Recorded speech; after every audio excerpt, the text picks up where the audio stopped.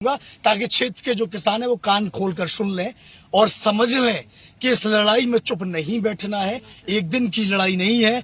हो सकता है आज ये बात हो रही है, कल फिर से ये चीजें हों, परसों फिर से हो, साल बाद फिर से हो, लेकिन आप लोग जागरूक होंगे, कार्रवाइयां होंगी, बड़ी बड़ी मछलियां पकड़ी जाएंगी, तो ये लोग डरेंगे और आपके हिसाब से काम होगा। तो मैं ये बताने वाला था कि जो जिला कृषि अधिकारी है, जब हृदय जी के यहाँ दुकान पवत खाल भंडार है, उनके यहाँ से एक रिपोर्ट जाती है, एसडीएम नायब तहसीलदार को भेजता है, नायब तहसीलदार रिपोर्ट बनाता है, और मैं जब जिला कृषि अधिकारी से बात करता हूँ तो जिला कृषि अधिकारी ये कहता है कि मेरे पास मुझे लिखित में भी एप्लीकेशन नहीं आई है।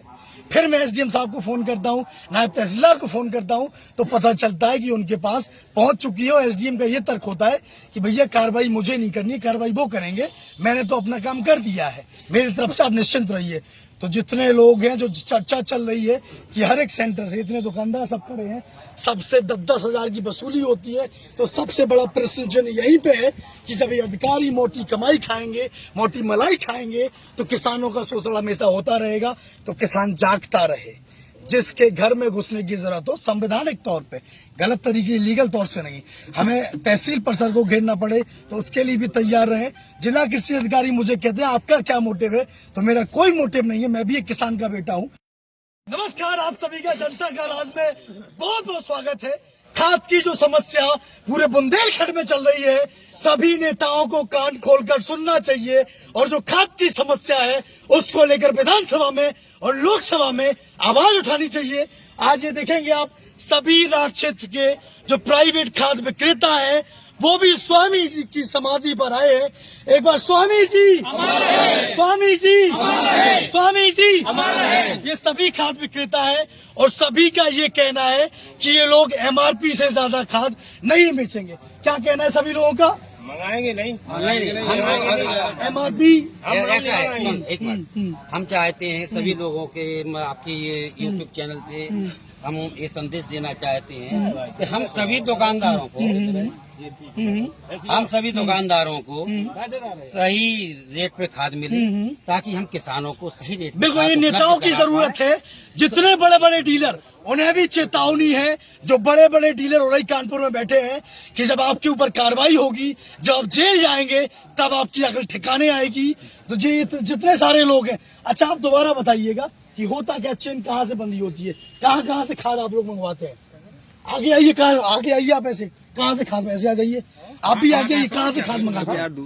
बताइए कहाँ से खाद मंगाते हैं, बताइए कहाँ से खाद मंगाते हैं? देखिए, आप नहीं बोल रहे तो आप ही की गलती है। और जितने भी लोग देख रहे हैं, जितने भी युवा साथी, जो वकील हैं, जो इंजीनियर हैं, जो डॉक्टर हैं, जितने लोग बाहर बैठे हैं, वो साथ दीजिए किसानों का, ताकि ये काला बाजारी रोकी जा सके। ये सब आप देखेंगे, सब खाद व्यापारी है। कहाँ से खाद मंगाते हैं आप? द्विवेदी जी, कानपुर से। आपकी खाद कहाँ से आती है? उरई से कौन कौन मंगाता है? उरई से भी आती है, कानपुर से सभी लोगों की, कानपुर से आती है, उरई से आती है, हमीरपुर से आती है। अच्छा, खाद। और नेताओं से जब आप ये बात कहते हैं कि खाद महंगी मिली, नेताओं का क्या कहना इस होता है? संबंध में कई बार हम एसडीएम साहब ने क्या कहा? एसडीएम साहब को भी मैंने अवगत करा चुका हूँ। सभी लोग गए, बोलो ना, सभी लोग है, सभी लोग गए थे यहाँ पर, सभी लोगों को कैमरा लगाइए। आप लोगों को भी बोला है, विधायक जी को जानकारी है, विधायक जी को देखिए या सुनिए, विधायक जी को भी जानकारी है, एसडीएम साहब को भी जानकारी है, और ये पूरे क्षेत्र में पता है, सबको पता है कि कैसे कैसे करके एसडीएम साहब हैं। और जो मैं एक बात और खुल के बताना चाहूंगा, ताकि क्षेत्र के जो किसान है वो कान खोलकर सुन लें और समझ लें कि इस लड़ाई में चुप नहीं बैठना है। एक दिन की लड़ाई नहीं है। हो सकता है आज ये बात हो रही है, कल फिर से ये चीजें हों, परसों फिर से हो, साल बाद फिर से हो, लेकिन आप लोग जागरूक होंगे, कार्रवाइयां होंगी, बड़ी बड़ी मछलियां पकड़ी जाएंगी, तो ये लोग डरेंगे और आपके हिसाब से काम होगा। तो मैं ये बताने वाला था कि जो जिला कृषि अधिकारी है, जब हृदय जी के यहाँ दुकान पवत खाल भंडार है, उनके यहाँ से एक रिपोर्ट जाती है, एसडीएम नायब तहसीलदार को भेजता है, नायब तहसीलदार रिपोर्ट बनाता है, और मैं जब जिला कृषि अधिकारी से बात करता हूँ तो जिला कृषि अधिकारी ये कहता है कि मेरे पास मुझे लिखित में भी एप्लीकेशन नहीं आई है। फिर मैं एसडीएम साहब को फोन करता हूँ, नायब तहसीलदार को फोन करता हूँ, तो पता चलता है कि उनके पास पहुंच चुकी है। और एसडीएम का ये तर्क होता है कि भैया कार्रवाई मुझे नहीं करनी, कार्रवाई वो करेंगे, मैंने तो अपना काम कर दिया है, मेरी तरफ से आप निश्चिंत रहिए। तो जितने लोग हैं, जो चर्चा चल रही है कि हर एक सेंटर से इतने दुकानदार सब खड़े हैं, सबसे 10-10 हजार की वसूली होती है, तो सबसे बड़ा प्रश्न यही पे है कि जब ये अधिकारी मोटी कमाई खाएंगे, मोटी मलाई खाएंगे, तो किसानों का शोषण हमेशा होता रहेगा। तो किसान जागता रहे, जिसके घर में घुसने की जरूरत हो संवैधानिक तौर पे, गलत तरीके लीगल तौर से नहीं, हमें तहसील परिसर को घेरना पड़े तो उसके लिए भी तैयार रहें। जिला कृषि अधिकारी मुझे कहते हैं आपका क्या मोटिव है, तो मेरा कोई मोटिव नहीं है। मैं भी एक किसान का बेटा हूँ, मेरे पापा जी भी खाद के लिए परेशान होते हैं, तो हम सबकी जिम्मेदारी है, हम सब जो सच है उसके लिए आवाज उठाते रहें। और खाद व्यापारी ये कह रहे हैं जहाँ जहाँ के हैं कि हमारी बात नहीं सुनते हैं, तो उनकी भी बात सुनी जा रही है। और कुछ कहना चाहेंगे श्रीवास्तव जी? नहीं, मैं ये कहना चाहूंगा इसके साथ साथ जैसे आपने कहा कि सब कहीं पैसा जाता है, तो पैसे के बारे में मैं खंडन करूंगा कि मैं पैसा कहीं किसी को चलिए, ये नहीं तो ये देता है। व्यापारी है, ये हम कह रहे हैं, मैंने हमने कहीं आपसे किसी नहीं को पूछा। कोई भी इमरान जी, आप पैसा कुछ नहीं देखिए, देता। बुवाई के समय हमेशा जो है खाद की समस्या होती है। खाद की समस्या का जो है परमानेंट समाधान चाहिए। इस समस्या का समाधान तब होगा ये लगातार ये लोग अपने मुनाफे के लिए 20-50 रुपए के मुनाफे के लिए ये किसानों से ये लगातार ऊपर से नीचे तक ये चैन है, ये सही कह रहे हैं, ये नहीं मतलब जो स्वीकार करेंगे, ये कह रहे हैं कि हम नहीं महंगा, जब महंगा ये नहीं मतलब जो खरीदेंगे तो महंगा बेचेंगे क्यों? कोई भी प्रोडक्ट आप बताइए क्या एमआरपी से महंगा बिकता है? कोई भी मतलब नहीं। कंज्यूमर हेल्पलाइन नंबर करिए, कोर्ट में केस करिए, मैक्सिमम रिटेल प्राइस उसमें होलसेलर तमाम चीजों का जो टैक्स है वो जो है मतलब उसमें इंक्लूड होता है। एक बात और कहना चाहूंगा मैं, जनता से अपील है, कंज्यूमर कोर्ट भी होते हैं, हाँ, बिल्कुल आप होता है। तैयार रहें, ऐसे कार्रवाई नहीं होती है।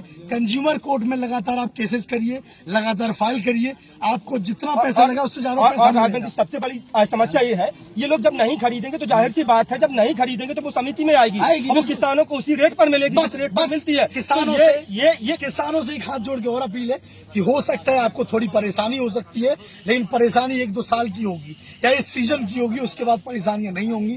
तो इस साल की परेशानी अब झेल लीजिए, लेकिन नेताओं को लगातार घेरते रहिए, आवाज उठाते रहिए, अधिकारियों को घेरते रहिए। और जो लोग लगातार कह रहे हैं तो कह देना चाहता हूँ, लोग कह रहे होंगे या व्यापारी कह रहे होंगे कुछ नहीं होगा, तो कहा कि अपने रहनुमा की अदाओं पर फिदा है दुनिया यारो, इस बहती हुई दुनिया को संभालो यारो। और कौन कहता है कि आसमां में सुराख हो नहीं सकता? एक पत्थर तो तबीयत से उछालो यारो, एक पत्थर तो तबीयत से उछालो यारो। और वो पत्थर जो है बुंदेलखंड के राठ के किसानों ने और खासतौर पर पत्रकारों ने और खासतौर पर जनता का राज की जो समस्त टीम है उसने वो पत्थर उछाल दिया है। अब वो विक्रेता जो महंगे दामों में खाद बेच रहे हैं, जो एमआरपी से महंगे बेच रहे हैं, वो कान खोलकर सुन ले।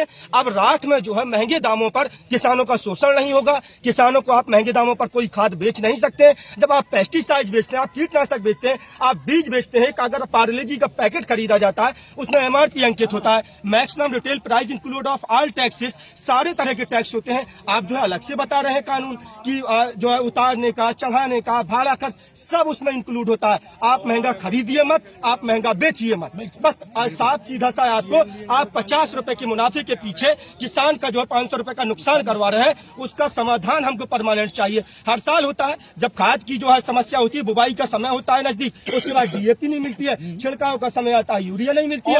और ये अलग अलग जिलों के लोग हैं इमरान जी, उनसे भी जितने खाद विक्रेता है वो ध्यान दें, और जितने खाद विक्रेता ध्यान नहीं, बिल्कुल मैं जितने किसान वीडियो रिकॉर्ड चोरी छुपे सबूत के जैसे हमारे साथी ने अभी तमाम जनप्रतिनिधियों से बात की, मैं खुद जो है मैं समाजवादी पार्टी के जो राष्ट्रीय अध्यक्ष हैं उनसे मेरी बात जो है खास खाद समस्या पर चल रही है, उनके पेज से शाम तक हो सकता है मैं ट्वीट करवाऊंगा कि बुंदेलखंड में किस तरह से जो है खाद की समस्या है, किस तरह से किसान जो है वो लगातार खाद के लिए परेशान हो रहे हैं। ये वही सरकार, ये सरकार जो कहती है कि भ्रष्टाचार मुक्त तो यूपी हो गया है, जो बड़े बड़े होर्डिंग्स और बैनर हमको लगाए गए, कहा बहुत हुआ किसानों पर अत्याचार। अब की बार मोदी सरकार, किसान तो अत्याचार झेल रहा है, ना उसको फसल का वाजिब मूल्य मिलता है। जब खाद की समस्या होती है तो 1800 रुपए की बोरी, जो 1300 रुपए की बोरी वो 1850 की मिलती है।